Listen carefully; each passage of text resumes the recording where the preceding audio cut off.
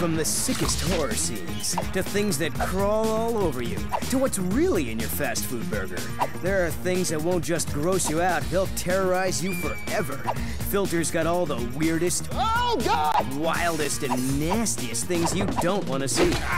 We're gonna make you squirm and scream at 14 things that will scar you for life. And Beth O's counting them down. Don't say we didn't warn you. 5 and counting. Think you're alone? Think again. Right now, your skin, hair, and guts are crawling with billions of tiny parasites. They're so small, you can't even see them without a microscope.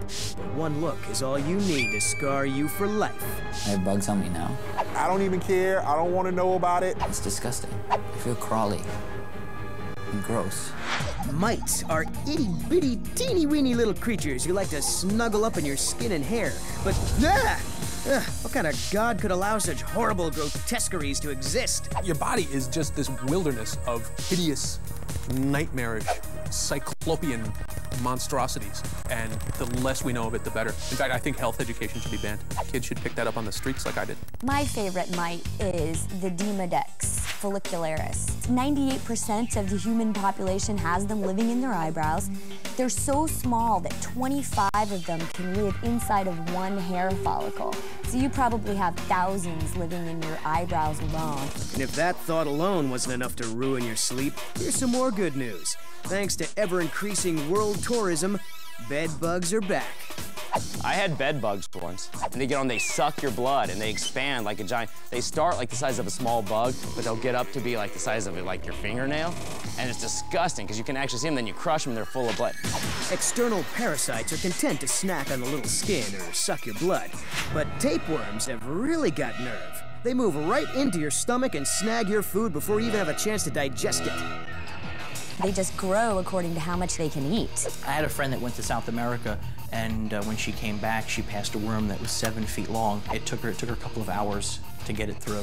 One of the ways to remove tapeworm is to kind of bait them out of the body by having the person who is infested sit on a piece of meat or a bowl of milk or something to kind of coax the tapeworm out. And then once the head of the tapeworm kind of makes itself known, to get a stick and start rolling the tapeworm out of the rectal area of the recipient, and then you roll it all the way out. The human body is endless in its ability to horrify. So, next time you're in a bad mood and somebody asks, "Hey, what's eating you?" you know exactly what to tell them. If these things get into your skin, get under your skin, get into your bloodstream, they're there. And then all you can do is try to get rid of them. Thanks for letting me think about it, Filter. 1 and counting. The British royal family have the right idea. They keep their crown jewels locked away in a stone tower. But the rest of us have our pride and joy in the most vulnerable of places. Just asking for a nauseating, nightmarish direct hit. Getting kicked in the balls is the worst pain you could ever possibly experience. The pain involved with getting kicked in the balls is not an acute, sharp, boom, over with, and now I'm recovering. No, it is a long, arduous, grueling process. Once you get kicked, that can rip open a vein or an artery that's going down in the testicular area. Don't say balls and ripped open in the same sentence. Women have no idea what this experience is like. It's like, Your soul is exiting through a very small entry that's supposed to go in the other direction. And there's nothing you can do except whimper and huddle and return to the fetal position and just wait until the waves of nausea finally pass over you. And then you just have bleeding that goes into the scrotal area. And the scrotum is like a bag that can just fill up and get bigger and bigger and bigger. Wait a second, aren't doctors supposed to make people feel better?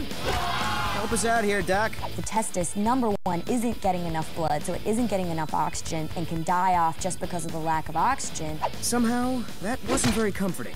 So basically, the drill is, you get kicked in the nads, you see stars, and then... There's always somebody saying, walk it off, which is like the most ridiculous thing you could say to somebody, walk it off. This guy turned around and kicked up through the back of my legs, just dropped me. He was a soccer player. Just completely crushed my testicles while 3 girls laughed at me. And then I tried to stand up, and then I just dropped back to the ground. It was debilitating in a lot of ways. More ways than you can imagine. If you get kicked hard enough, you can Well, here, let's let Dr. Daybrightener explain what could happen. It's actually a medical emergency if you have this situation where it twists and it kind of turns blue. It's called a torsion, and it's really dangerous. And if that happens, it has to be addressed immediately and usually sometimes surgically. I don't know why God had our balls out and why he put them in front and why he had an area that directly points to them for kicking purposes. He's a cruel and whimsical God.